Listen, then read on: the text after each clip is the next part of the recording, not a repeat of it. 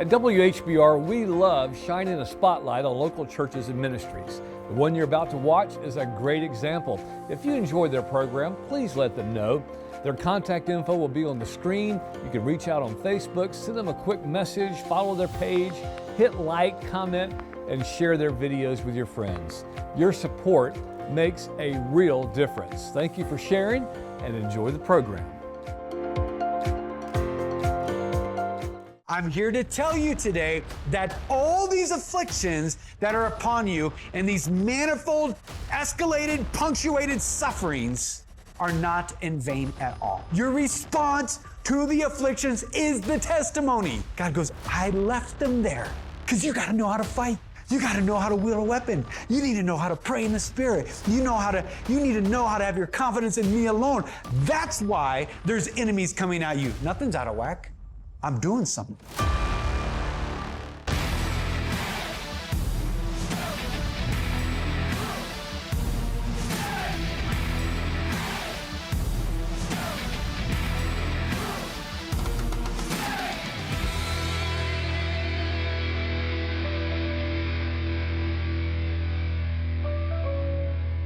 What we're going to be talking about today is the crucible of the Lord, and baptism by fire for the days ahead.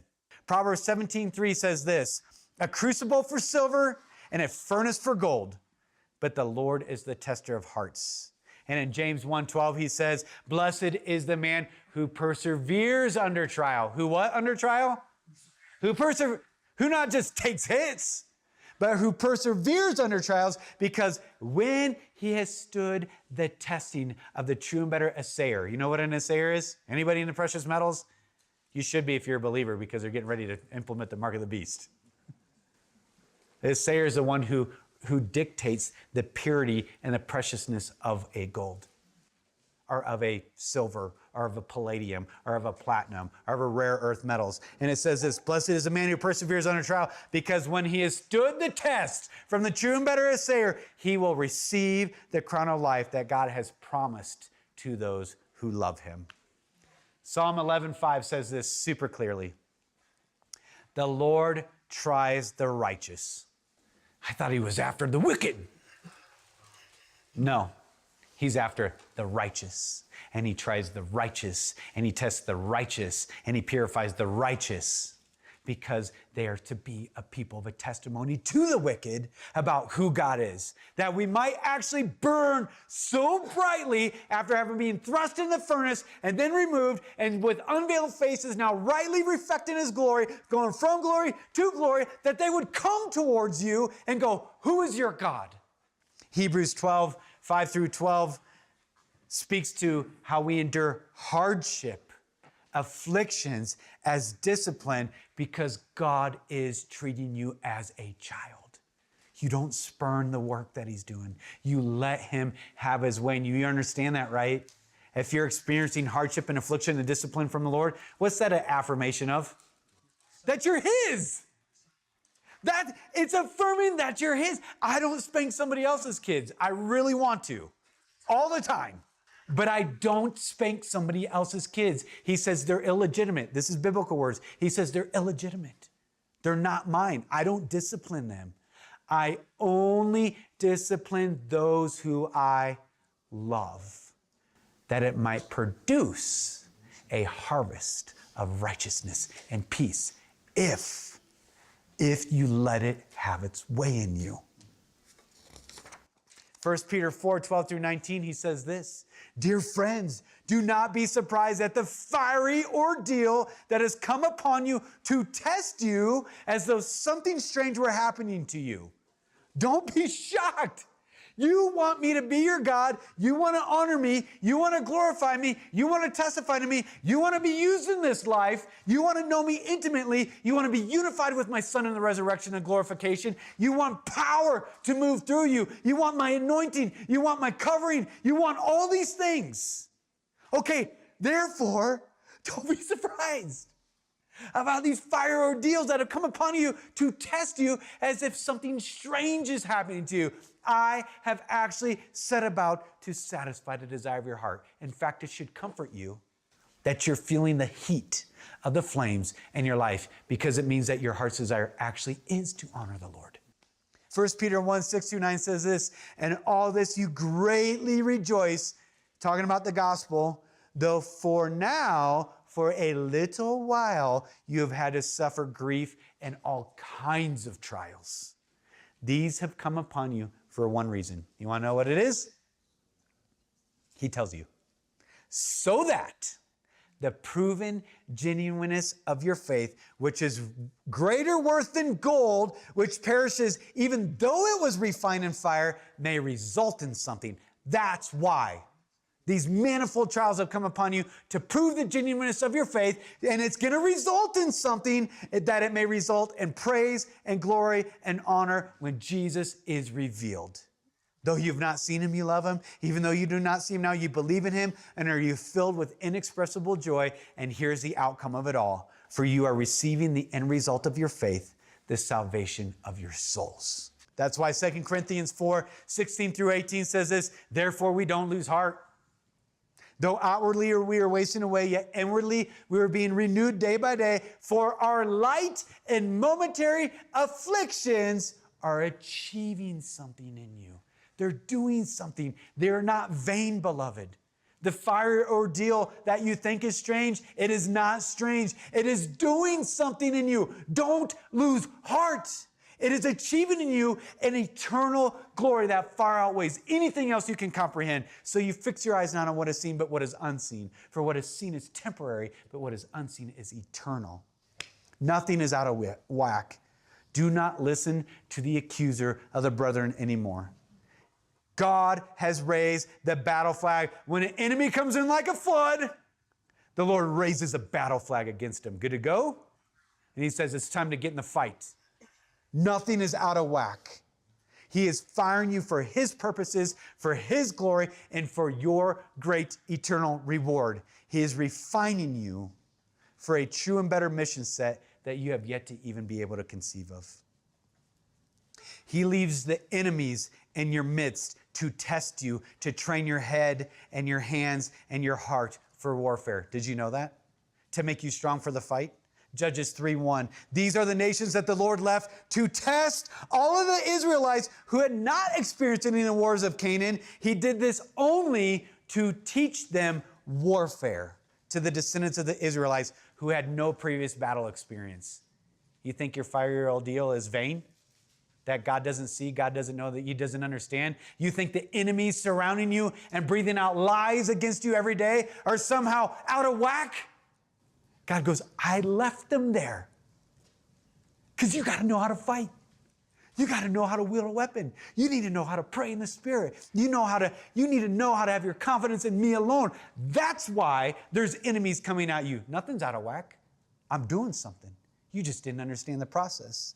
He takes the long way through the wilderness. He takes you the long way through the wilderness rather than the fastest, easiest route, so that your faith will be purified for Him alone, so that you will be fit for the day of battle. Exodus 13:17, when Pharaoh let the people go, God did not lead them on the road through the Philistine country, though that way was shorter. For God said, if they face war, they might change their minds and turn back and return to Egypt. I'm going to take them the long way through life, so they won't run back to Egypt from which I delivered them. So they won't run back to their sinful ways. So they won't run back to their fear. So they won't run back to their childhood woundings. So they won't run back to their insecurities. So they won't run back to their carnal desires. So they won't run back to their self-reliance. So they won't run back to anything else. They will never return to Egypt. So I'm intentionally taking them a very long way, because I know they're not yet strong enough to stand on the day of battle. I'm actually preparing them for it. He only delivers those who He loves from Egypt into the wilderness. Everybody understand that? He takes those who have been, who are faithful, into exile in Babylon. Everybody understand that? The ones who were taken into exile into Babylon with fetters on their wrist and dragged into slavery were the ones that were faithful.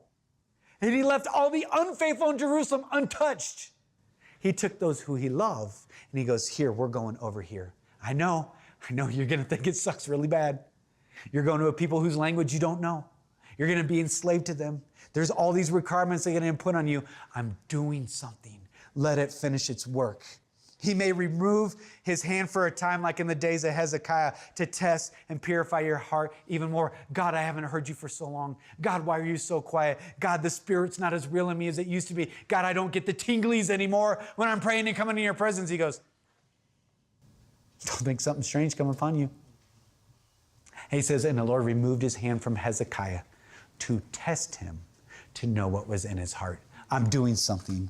He allows the carnality of men to hunt you down and to pursue you, to afflict you, to throw you in a pit, and then to sell you into slavery, only to be accused and in prison, only to be forgotten and overlooked and left in prison still yet longer, to prepare you for something, to prepare you for the exaltation, for the testimony before all things seen and unseen. As Matthew Henry writes about Joseph, he says, when God had brought Joseph low, he saw fit to bring him still yet lower.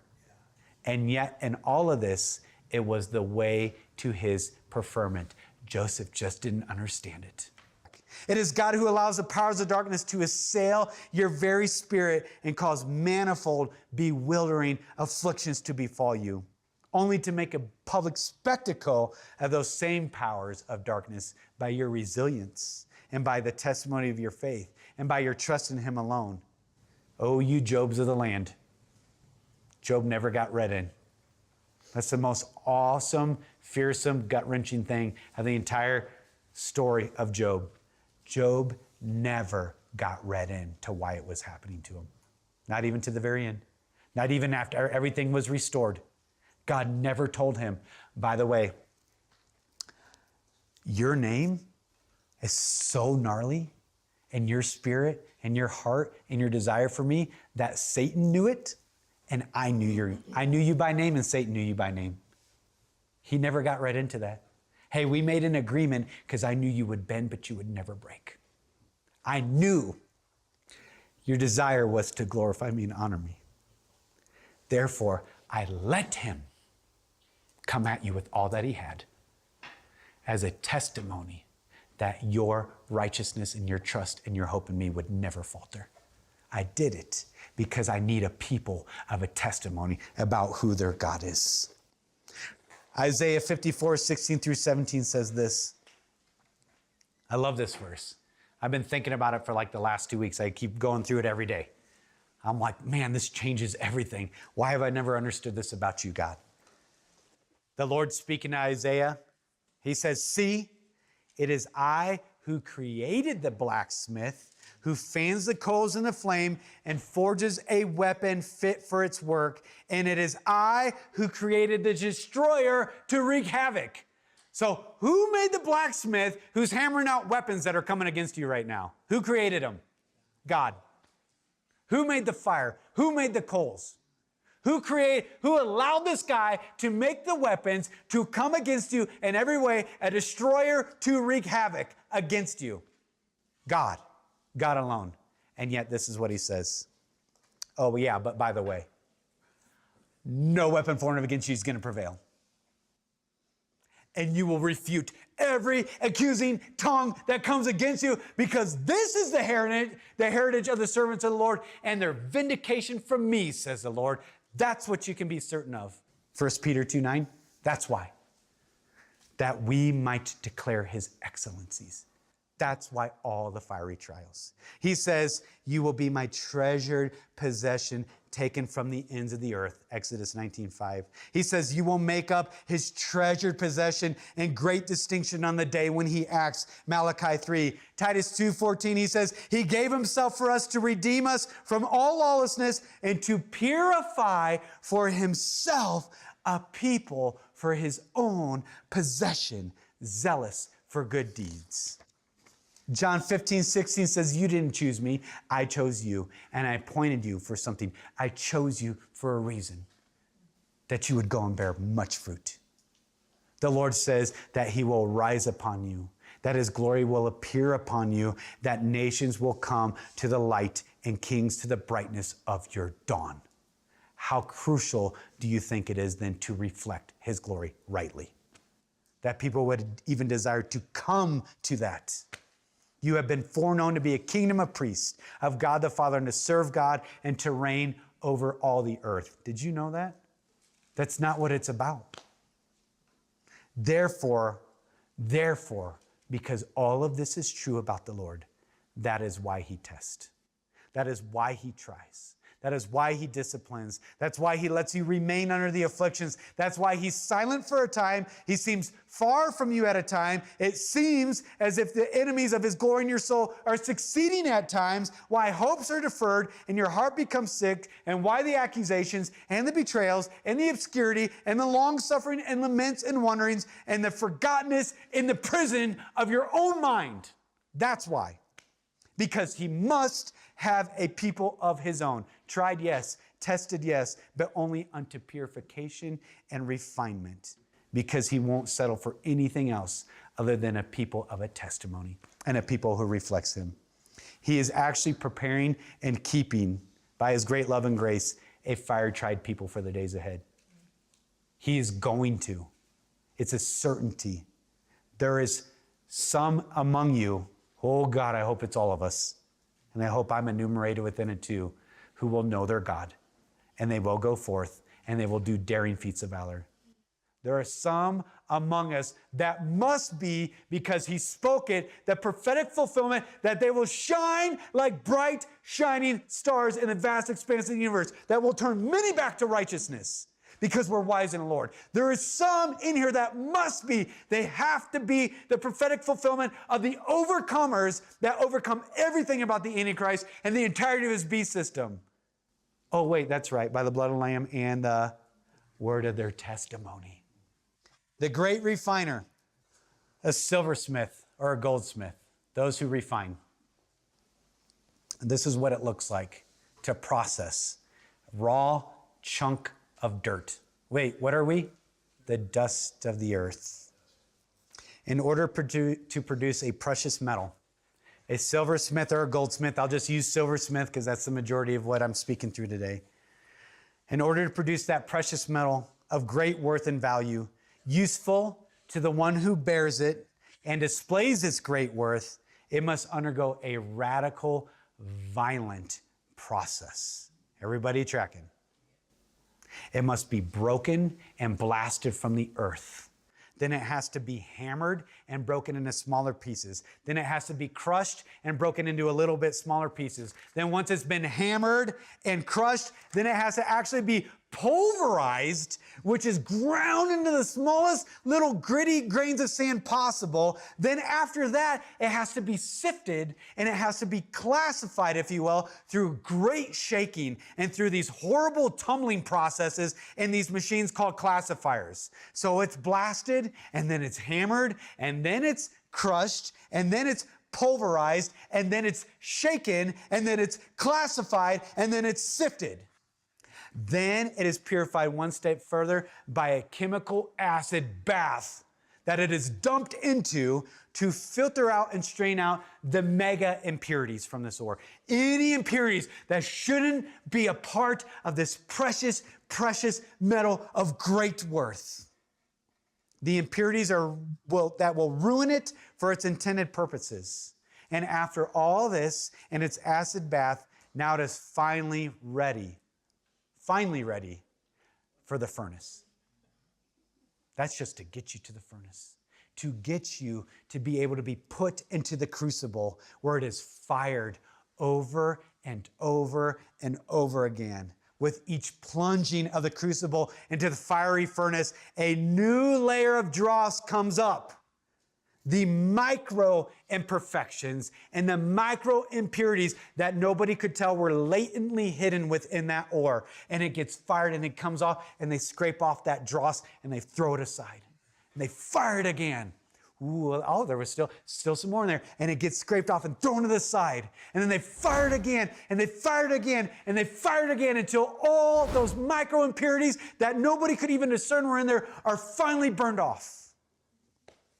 The silversmith, in this meticulous process, by the way, must watch over the heat and the fire being applied very carefully. They have to stare at it as it's in the fire. They cannot leave it because each little chunk of ore has different unique properties, and it has to be fired to different unique levels. Each one is, you don't just go, yeah, you set the oven to 2,800 degrees. I don't know how hot they make those things, right? And then you do it for 20 minutes, and then this is what you get, and then you do it for 20, and then you do this 3. That's not how it works with the purification of precious metals. That's not how it works. Each one is uniquely individual, and therefore the silversmith or the goldsmith has to sit there with his hand touching the crucible, the handles of the crucible in the fire. He cannot leave it. Not long enough in the fire, the impurities will remain, and that metal will be useless for its maker. Too long in the fire, and it gets ruined and cannot be recovered, and it too is useless to its maker. And as told and retold by many silversmiths, and in the Lord's wisdom to study the hearts of his people, do you know when and at what time the silversmith knows to remove this molten metal from the fiery furnace? Do you know when? When the refiner can see his reflection of his face in that metal, it is pulled from the fire. It is pulled, and all the heat and everything is gone, and now it is actually valuable, and now it is actually useful to its maker because it has been fully purified and reflects his image. Does any of this sound familiar? You think God's wise to even create the majesty of the gospel within the dirt of the earth? It's in everything he testifies to who he is. Now, beloved, you can understand and you can trust your true and better silversmith. Now you can trust the true and better refiner and testers of men's souls. He says this, Malachi 3:2-4, but who can endure the day of his coming? Who can stand when he appears? For he will be like a refiner's fire or a launderer's soap. He will sit as a refiner and purifier of silver. He will purify the Levites. He will refine them like gold and silver. Then the Lord will have men who will bring offerings in righteousness. Then, finally, and the offering of Judah and Jerusalem will be acceptable to the Lord as in days gone by, as in the former years. He will sit over them as a silversmith and as a refiner of precious metal. He sits there. His eyes are intently watching over you for your good and for your welfare, for that faith that proves genuine, for your glory, for your honor, for your praise at the revelation of his Son. His eyes are always on you so that the fire will not consume you nor ruin you, beloved. I don't care what the accuser's been whispering in your ear. Tell him to shut his mouth.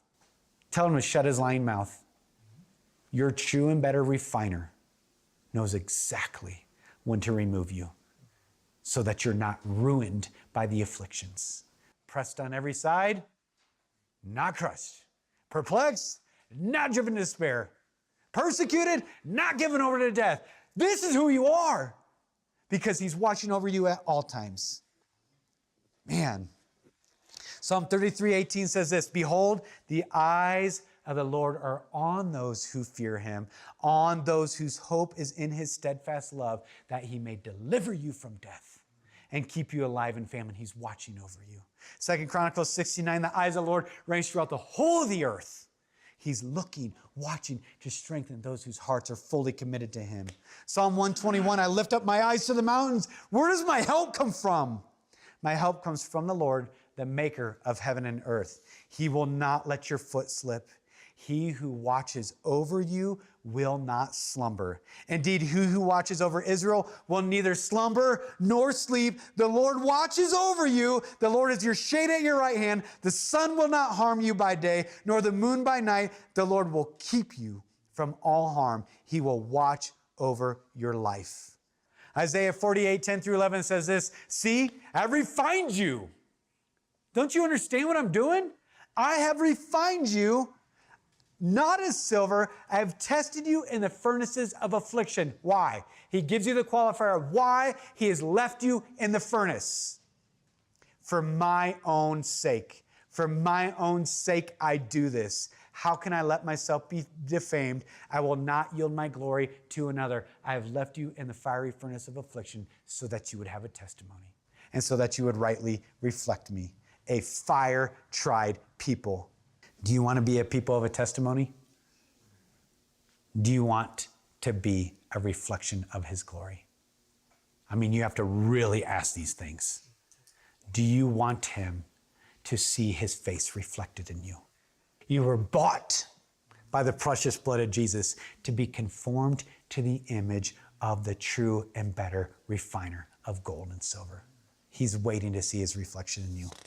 The question is, do you want it? Do not lose heart, beloved. The greatest encouragement of all time and in all circumstances amid the licking flames of the refiner's fire has already been spoken over you. Think about it all the time. I have prayed that your faith won't fail. Jesus himself has prayed for you that your faith won't fail. Many, many are the afflictions of the righteous. There's so many. Many are them. He tries and he tests the righteous. He sends this to test the righteous. He does this to test the righteous. He does this to purify their hearts. He sits as a refiner. He does all these things. He says, I made the blacksmith. Don't freak out. I made the dude that's hammering things into weapons to attack you. I actually created that guy for that purpose. And those weapons are going to prevail against you. See, Satan wants to sift you. Your own flesh wants to sift you from me. Everything wants to sift you. Don't be fearful. I have prayed for you that your strength and your faith won't fail you. And when Jesus prays, it just is, beloved. It is. His faithfulness and his watchful eye will sustain you until the work is finished. He who began it is sitting there with a watchful eye until it is finished. And then he will pull you from the flames. Psalm 138, 6-8 says this. Though the Lord is exalted, he looks kindly on the lowly. Though he is lofty, he sees from afar. Though I walk in the midst of trouble, he preserves my life. You stretch out your hand against the anger of my foes. With your right hand you say me, the Lord will vindicate me. Your love, Lord, endures forever. You do not abandon the work of your hands. That silversmith is never going to abandon the work that he began on you. Never, never. Not too long and not too soon. He will never abandon his work. You are his workmanship, and he watches over you so diligently. Man, he's going to see it through to completion. And by the way, you will be, if you allow him to have his way, a people of great faith, a people of a great testimony, and a people finally of radiant reflection of the face of Jesus Christ. Let him have his way in you, beloved. Let him have his way. Let the fire fall. Let the fire burn. Let the fire consume. Let the fire expose, and then let the fire refine and beautify and make you a precious, precious, treasured possession of the Lord Most High. Thank you for watching Omega Dynamics. We are at war, and our true and better Commander-in-Chief, the Lord Almighty, has sounded the battle cry. Will you join us in the fight as redeemed sons and daughters in Jesus Christ? The hearts, minds, and souls of mankind depend on us.